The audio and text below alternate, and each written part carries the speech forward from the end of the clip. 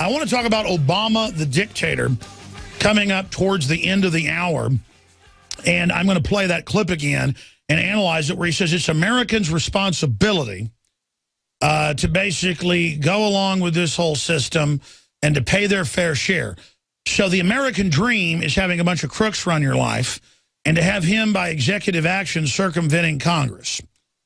And he'll talk about the American dream and how anybody can make it working hard if you just go along with him, while he does everything he can to shut down the economy, everything they can to consolidate the economy in globalist hands, everything they can to create a total crony, monopoly, rigged economy. That's the bottom line. That's what's going on here. And it's a big deal that we're converting over to all of this right now. There's also some powerful reports that we're going to be posting in the next hour up on INFOWARS.com that we're, during the breaks, writing the descriptions for and getting up on the site that are very important, where they found 7 times the radiation level on another California beach versus when they went to a nuclear reactor that's active. So the beach is 7 times more radioactive than a reactor. We've got some other Fukushima news. Scientists to monitor California kelp forest for Fukushima radiation. Fish are found to have 20+ times safe radiation levels off the coast of Japan. That's some of the breaking news up on Infowars.com and PrisonPlanet.com right now. Also, Steve Watson has another article, Growing Record Growth for Privacy Search Engines in Wake of NSA Revelations. And that's the answer to Big Brother, is to vote with your dollars and to use and support products and organizations and media that promote liberty. And that doesn't mean any of these groups are perfect. Doesn't mean I'm perfect. It means that if people have their heart in the right place, they're trying to do a good job, they're trying to be honest, they're trying to give you good products, good information, that's who you support. When you've got premeditated, larcenous globalists that are manipulating the situation, you've got to stand against them and really realize that they're out to get you, and you've got to take it very, very personal. Now, I want to get into a really painful subject right now and just illustrate how sick it is and illustrate the humanity of the young man that was killed. He wasn't a criminal. He was the son of a police officer who was schizophrenic, and he was homeless, and the police come over and start talking about how they're going to beat him. And so he tries to get away. And then over 20 minutes, they beat him to death. Took him 4 days to die. And the jury was told that he could have died of a heart attack. And so they ruled that, well, the cops get off because they didn't kill him. And that's like saying JFK wasn't killed by a bullet, he was killed by a heart attack. Or that's like saying a gnat that flies into your windshield when you're going 100 miles an hour. That's like saying that the gnat died of a bacterial infection or a heart attack. Now, there are a lot of people that are being killed by the police, not just here, but in other authoritarian regimes all over the world, by police that resemble hardcore criminals, just from what I've seen being around really serious ex-cons and thug types. I mean, that's what cops more and more look like in big city, is just really disgusting thugs who've got serious problems. And the DA's freaking out about this. Everybody's freaking out about this because it's all on video. The slow, methodical killing of this guy who's begging and can't breathe. And that's a game police play now, where they jump on you knowing you can't breathe, break your neck, you name it. And then if you beg, please get off me, I can't breathe, they just sit on you until you die or until you pass out. And then after he passed out, they kept sitting on him until he went into a coma. And, you know, I see articles every couple of days where an autistic kid, 10, 11, 12 years old, I'll be walking down the street and the cops pull up and say, give me your ID. And they can't talk. And I've seen the photos of these kids and videos of these kids, some of them squad car videos. It's clear that they're completely disabled. I've seen a video where they tell a guy who's a quadriplegic, get out of your wheelchair. And he says, I'm sorry, sir, I'm paralyzed from the chest down, but if you take me over to that counter, I can lift up with my arms. And they throw him out onto the ground. I think there's a bunch of those videos. There's one where they start kicking him, and the guy broke like 15 bones when he hit the ground because their bones are like jello.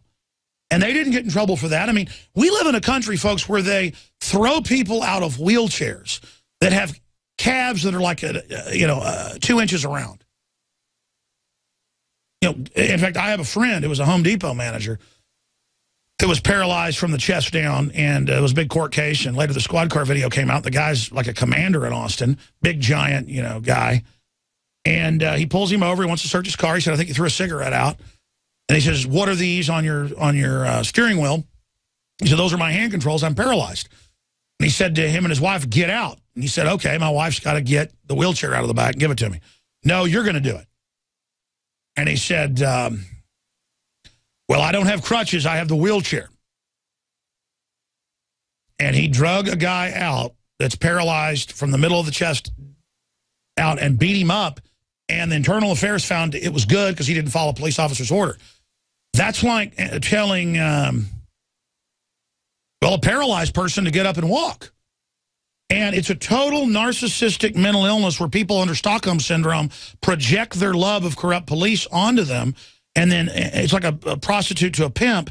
She isn't really scared of him. She loves him because she is scared of him at a subconscious level. And the fact that,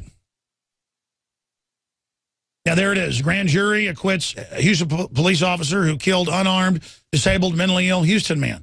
I mean, I see it all the time. And that's what's really scary is that you come up to an 11-year-old naked autistic girl who's gone out of the house at night and is walking down the highway. And so when they were done with her, they'd broken a whole bunch of bones, knocked her teeth out. Because, she's flopping around going, mommy, mommy. They always beg for mommy. And these guys are, do as I say. I mean, just, and every fiber of me as a man, because I've seen countless of these videos. We could play them every day if we wanted to, but it's not even my goal to demonize the police. This stuff hurts me so much, I can't even look at it. They always beg for mommy and daddy. Of course, troops do that too a lot. I don't care how tough you are when your guts are blown out all over the ground and you're in excruciating pain. You'll call out for who you love. You'll say, Mom, Dad. You'll call out for your brother or your sister. And the thing is, when these people call out for mom and dad, you see the cops getting off on it in like a sexual way. They're getting off on the torture, on being sadist. And this is what it's like to live in North Korea. I've seen the North Korean police, the way they act when they're grabbing people and doing stuff. I've seen the Chinese communist police, the way they look. I've seen film reels of Nazi police, the way they looked. It's the same thing. These are dangerous, bad people. And America has a sycophantic love of this. Separately, the public gets societies breaking down, so they want to believe in the police and believe there's a lot of good ones, and there are. And so you need the police a lot of times, and the police do deal with a lot of bad people. And that's probably part of why a lot of them become so bad. But you've got to be really screwed up when you come up to a 240-pound Down syndrome guy. This happens all the time. And you say, I'm going to search your bag. And the guy, I've seen some of these squad car videos, the guy looks like a total child, like a 3-year-old, going, no, no. And the cops will taser him. The mentally retarded guy will charge him. And instead of letting, the mentally retarded guy run down the road for mommy, whatever, follow him home to where they live, they kill him. I mean, you're looking at a guy with Down syndrome. I see this every week in the news. You look at a giant, fat Down syndrome person, not putting them down, they're fat, just they always seem to be fat. The guy we're looking at right now on screen's, fat. And they just kill him. I mean, if I was a cop and there was some Down syndrome guy going, no, no, no. I'm not going to kill him. I'm not going to even taser him. The thing is, they never even have a weapon. They just kill him. And it's this military idea that if you don't do exactly what I say, like a checkpoint in Fallujah, I'm going to kill you because you're the enemy. And I've got articles here where sheriff's deputies says protesters should be exterminated in gas chambers, and that anyone that criticizes the police is an enemy. Really? I'm an enemy? This guy was a cop's kid. That's the only reason there was even an indictment. That's the only reason. And I don't know if his dad was a good cop or a bad cop, but he said stuff like, I'm ashamed that I was ever a cop, and, it's a really bad system and it's really corrupt. Yeah, how do you like that, cop? Did you speak out enough against bad stuff? Did the chickens come home to roost? I'm sorry your son's dead. You're probably a nice cop, probably a nice guy. The point is the chickens will come home to roost. The chickens, and when we come back, I'm going to play out of 21 minutes. It's a 21-minute tape total that was entered into evidence. I'm going to play 4.5 of it condensed down. And if you watch the video, the cops are spinning their batons, and they tell him, we're going to F you up. So he gets up and starts trying to run away.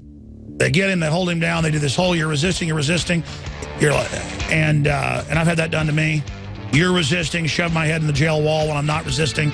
There's like some redheaded midget guy wanted to beat me up. He was like laughing. He had like 4 guys with him when I was in the jail for refusing the thumb scan. And I went, man, you really are a little coward. You really want to beat up a bigger man than you, don't you? You people are pathetic. Alex Jones here with a very important announcement for truth seekers. We've carried a lot of amazing films and books over the years on the online video bookstore at INFOWARS.com. And out of all the titles we've carried, one stands out because it is just so chillingly convincing. And that's Dreams from My Real Father by Joel Gilbert, available at INFOWARS.com. This film exposes the fraud that Obama is like nothing I've seen. If you want to know who Obama's real daddy is, this is the film for you. Don't forget, your purchase supports our broadcast and our growing media network. You'll also find at InfoWarsShop.com None Dare Call a Conspiracy by Gary Allen, the book that woke me up. We're also carrying Behind the Green Mask, UN Agenda 21 by Rosa Corey. This book is coffin nails to the globalist takeover. The Greater Good, the most professional and up-to-date film I've ever seen exposing the scourge that is vaccines. These titles and a lot more are all available at InfoWarsShop.com.